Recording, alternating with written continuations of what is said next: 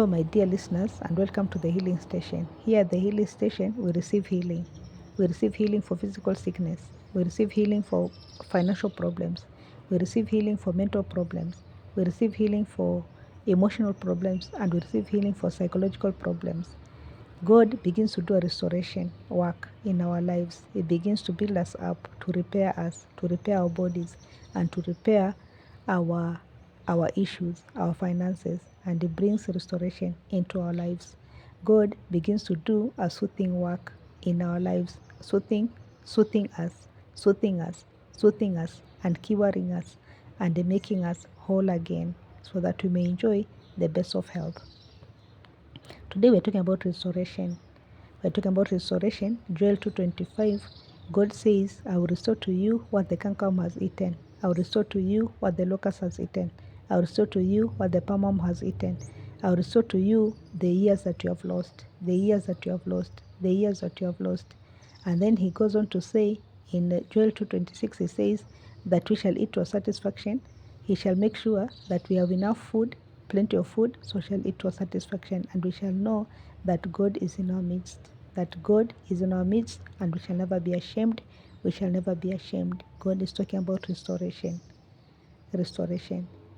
In Amos 9:13, God talks about restoration again. He says, Behold, the days are coming. Behold, the days are coming when the plowman shall overtake the reaper, and the tread of grapes him that sows seed, and the mountains shall drop sweet wine, and all the hills shall melt. We're talking about restoration today. We look at Daniel chapter 4, Nebuchadnezzar. King Nebuchadnezzar is telling his own story in Daniel chapter 4. He starts by praising God and by worshiping God.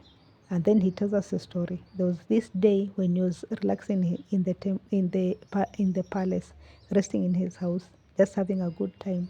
Then he got a bad dream, a disturbing dream. And that dream worried him so much, he started to look for the astrologers to explain to him what the dream meant. And then he looked for Daniel, and Daniel came and interpreted the dream.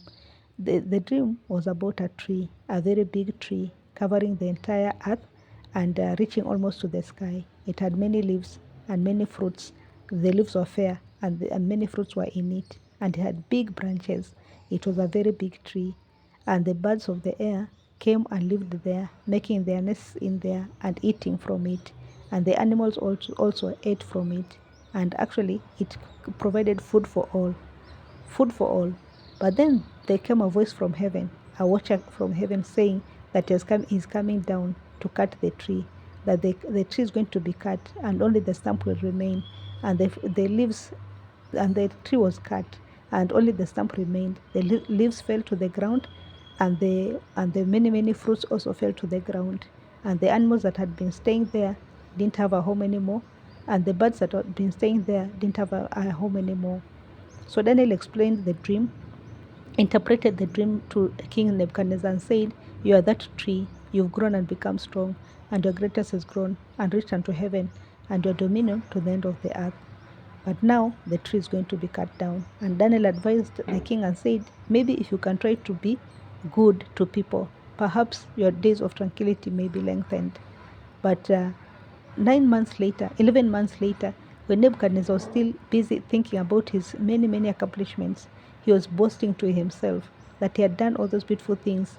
That day, a voice was heard from heaven, and that dream started to happen. The dream started to happen. He was he found that he had abandoned his own dwelling. He found that he was no longer on the throne. Excuse me. He found that he was no longer on the throne. He found that he was no longer living in his house.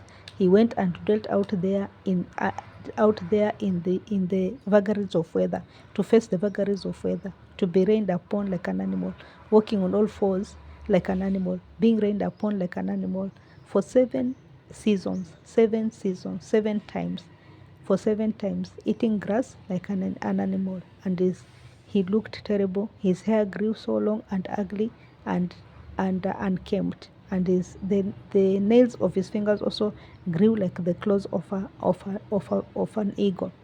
He looked terrible. But then one day he began to get restoration. God gave him restoration, and he explains his story himself. He praises the Lord God of Israel, and then he says Then one day my reasoning returned to me, he says. My reasoning returned to me. My reasoning returned to me. He says, my understanding returned to me.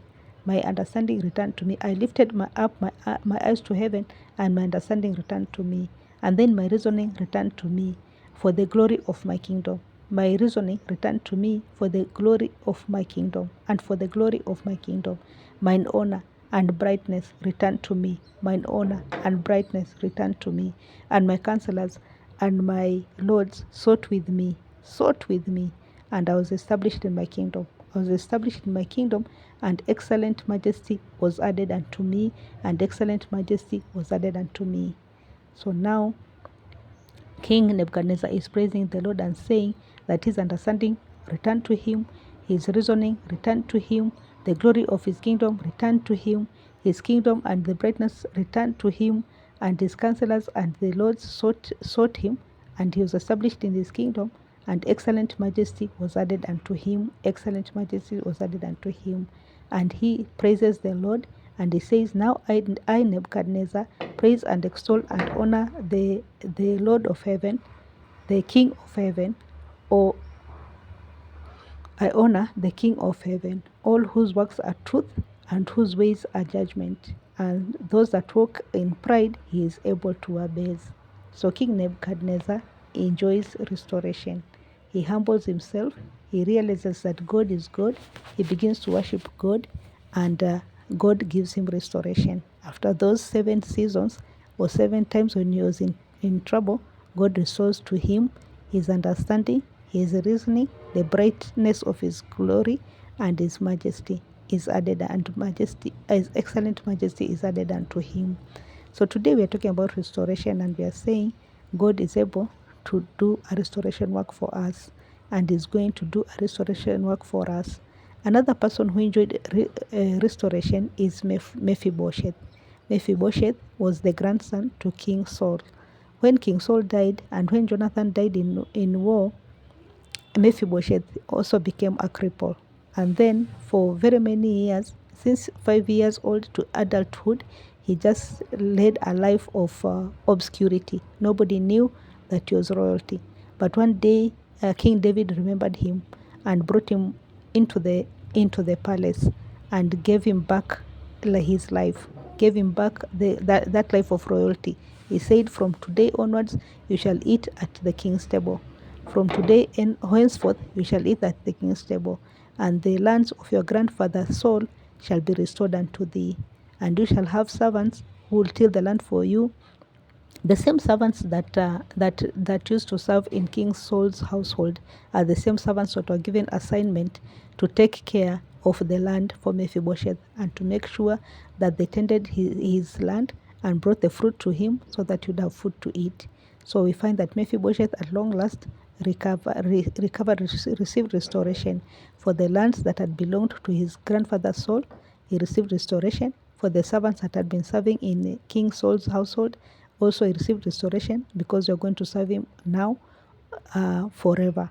And then he was going to sit at the table at the palace, eating bread continually at the king's palace, and enjoying himself and his son, enjoying accommodation for the king himself, giving him accommodation, enjoying royalty, and enjoying good food, fine dining always.